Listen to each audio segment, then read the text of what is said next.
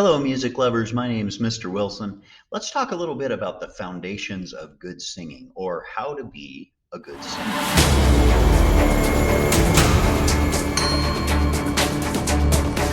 A lot of people think they can't be good singers because we listen to so much music that's on the radio or that's on TV, and people think, oh, I don't sound like those people, so I'm not a good singer.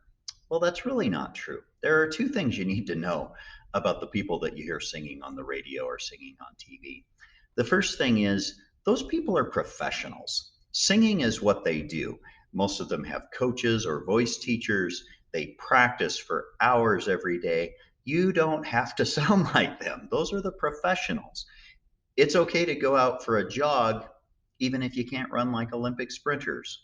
And it's okay to sing even if you don't sound like the person on the radio. It's okay. The other thing you need to know about the people you hear on the radio and on TV is they cheat. It's true. There are all kinds of tricks that professionals use in recording studios to make their voices sound even better than they really are. Now, I'm not saying those people aren't good singers, they are. But you can go into a recording studio and tweak little things here and there to make your voice sound even better. So don't worry if you don't sound like the professionals. You're really not supposed to. Just do the best you can. Singing really isn't that complicated. There are really only four skills you need to master to be a good singer. And here they are. Number one, good posture. Now, before we get into posture, let's talk just a little bit about how your voice works. Inside your throat is something called your voice box or your Adam's apple, or if you like grown up terms for things, your larynx. And inside your larynx are these little flaps of tissue called your vocal cords. Now, on grown up men like me, especially skinny ones, you can usually see the voice box, it kind of sticks out. On women and children, you usually cannot see the voice box because women and children have smaller voice boxes. Now, as a lot of you probably know, bigger instruments make lower sounds. And that's the main reason that most men have lower voices than most women and children. Our voice boxes are bigger. That's really all there is to it. Inside your voice box are these little flaps of tissue called your vocal cords, or some people call them the vocal folds because they're more like little folds in the tissue. When your voice is directed through those vocal folds, those folds vibrate and that produces the sound. Now you can demonstrate this. If you just put your hand on your throat, maybe you can feel that little bump where your larynx is, and then make some kind of low voice sound. Oh, you can actually feel that little flutter, that little vibration from your vocal cords, and that just shows that they're working. Engaging your vocal cords, of course, is the first thing you ever learned how to do when you were born. It's the very first thing you ever did. So most of us, this is a pretty easy skill, engaging our vocal cords. Now, why is posture important? Well, two reasons. One has to do with how your voice works. The other has to do with how your brain works. Inside your chest are your lungs and your heart. Two very important things. Your lungs are where the power for your voice comes from. Not just your voice. This is an area where music connects with lots and lots and lots of other things for running, for playing soccer, for hiking, for dancing, for anything where you're really using your body in a strenuous way. This is your engine and your gas tank right here. This is where your power comes from. So, of course, you want your lungs to be big. Now, along the bottom of your lungs, there's a big sheet of muscle called your diaphragm muscle. And it goes all the way, I can't get quite high enough to show you. It goes all the way around the base of your ribs from front to back. That is the muscle that powers your lungs. And if you want your lungs to be big, you have to sit up straight because below your diaphragm muscle, down here in your belly, are the organs that we call your guts. And if you are slouching, let me see if I can adjust my camera just a little bit to show this. If you are slouching, sitting all slouchy like this, what happens is your guts get squished up into your rib cage. Everybody try this. Sit all slouchy, blow out all your air, and take a great big deep breath. Oh, that doesn't feel very good, does it? What you're feeling is that diaphragm muscle is trying to pull down and expand and make your lungs big, but it's squishing up against your guts and there's nowhere for it to go. And that feels uncomfortable. And if you do this again, you can actually feel that diaphragm muscle pushing against your guts. Oh, that doesn't feel good. Now, sit up real straight. And if you do the same thing, blow out all your air and take a great big huge breath, unless you have some sort of back problem or a cracked rib or something like this, it should really feel a lot better.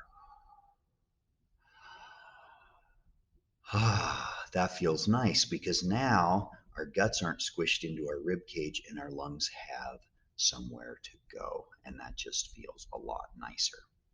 So you want your lungs big. That's the first reason that you stand up straight. The second reason you stand up straight has to do with how our brains work and how our brains and our bodies are connected. There is this feeling we get called confidence. Now, if I am standing like this, what is my body language communicating about my ability to handle the situation I'm in? What I am saying with my body language right now is, "Hey, Wimpy, please don't hurt me. I don't want to be here. I don't know what I'm doing." That is not the message you want to convey when you're singing or any other situation. Now, again, this is an area where music connects to lots of other areas. It's not just in music that feeling confident is important. If you are giving a speech in front of people, if you are standing up to a bully, if you are taking a really, really, really hard test and you're not sure if you can do it, stand up straight, sit up straight, because what that does is it makes you feel more confident, not only to other people. If I step up to the microphone in a concert and I'm standing up straight, the people in the audience are looking at me and they're going to assume, oh, this person knows what they're doing. They've got this, they've got their stuff together. But it doesn't just affect how other people feel about me, it also affects how I feel about myself. And that is so, so, so important. Because when I sing or any of those other situations, I want to feel like I can do this. And standing up straight, actually, even if you don't really believe it, even if you don't feel confident, if you stand like you're confident and sort of pretend to be confident, it actually changes something in your brain and you feel more confident. And it helps that anxiety go away. And the deep breathing is part of that. So stand up straight makes you feel confident, helps your lungs get big. And filling up your lungs is actually the second foundation of good singing. And it's very simple. When you breathe, breathe deeply. Don't take a little tiny sippy breath. You should really fill your lungs all the way up. Most people don't use all of their lung capacity most of the time. Most people only use just a fraction of their lung capacity. But if you breathe deeply when you sing, this is one of the reasons singing feels so good. I know most of us have experienced being in a situation where maybe we're with a group of people, or maybe we're by ourselves in like a stairwell or a shower or something where our voice sounds really good. That just feels good. Part of the reason it feels so good is we're filling up our lungs and we're getting lots of oxygen and it makes us feel good. But it also gives us lots of power for those vocal cords and it makes us sing better.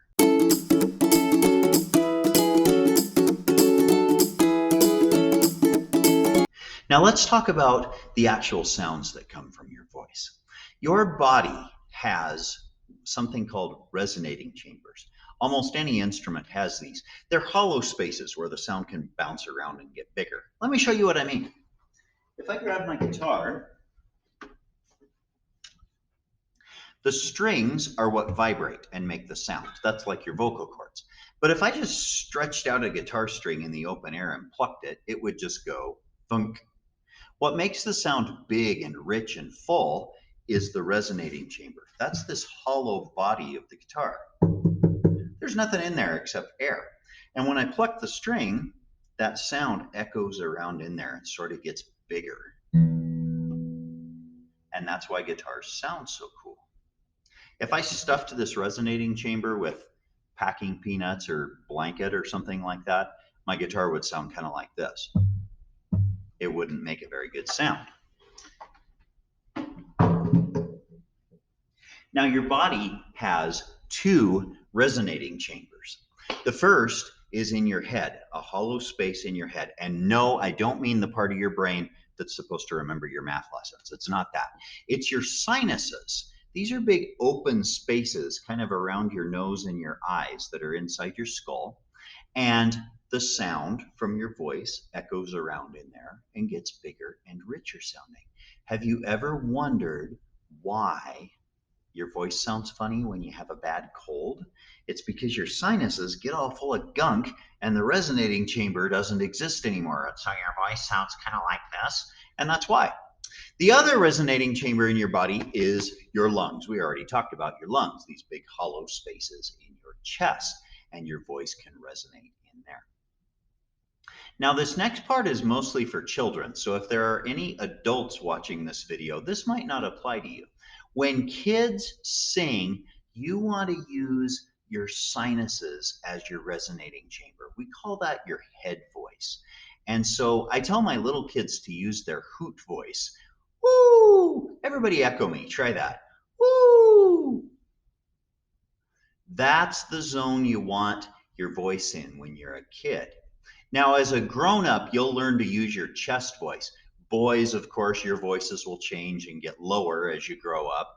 Girls, most of you, your voices will stay up higher, but your voice will get bigger and stronger and more powerful, like a lot of the grown-up singers that you hear on the radio or on TV. They have these big, strong voices.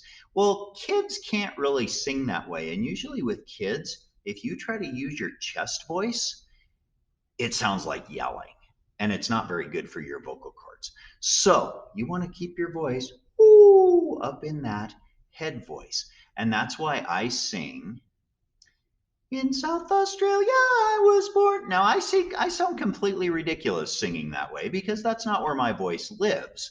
But if you're a kid and you don't have your grown-up body yet, that's where you need to sing. Keep your voice up in your head, you'll sound better. And then when you grow up, you'll learn to use your chest voice later. The fourth characteristic of good singing is pronouncing your words clearly. Most of us tend to mumble a little bit when we speak. And depending on what part of the world you live in, you mumble on different parts of the words. Here in Wyoming, we tend to drop hard consonants off the ends of words. I never realized I did this until I started teaching choir. Instead of saying stop, we say stop. Where'd the P go? I don't know. It's just how we talk in Wyoming. And that's fine when we're talking. But when we sing, especially when we sing in a big group, we want to just slightly exaggerate how we pronounce our words. And that's so that when we do a concert, the people in the back row will be able to understand what we are saying. So you can hear right now I am slightly exaggerating my words.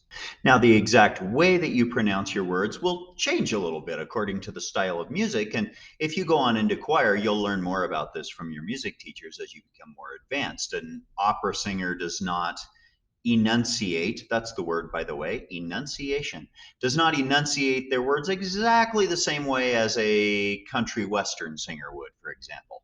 My goodness, I hope not. That's a horrifying thought. But the point is, we want to pronounce our words extra clearly when we sing in a big group so that the audience will be able to understand. So those are the big four characteristics of a good singer. We have good posture. We fill up our lungs real big. We use our head voice as long as we're kids, and we pronounce our words clearly. If you learn to do those four things, you will be a much better singer. Now, there are other things, right? For example, singing on the correct pitches, knowing the song so that we feel confident and so we can sing the words correctly, singing from the heart, really feeling what you're singing and really enjoying yourself and having fun with the song. Those things are all very important too. But for grading, when I have kids sing for a test, those are the four things that I am looking and listening. Do those four things, and your singing will be pretty solid. Thanks for watching.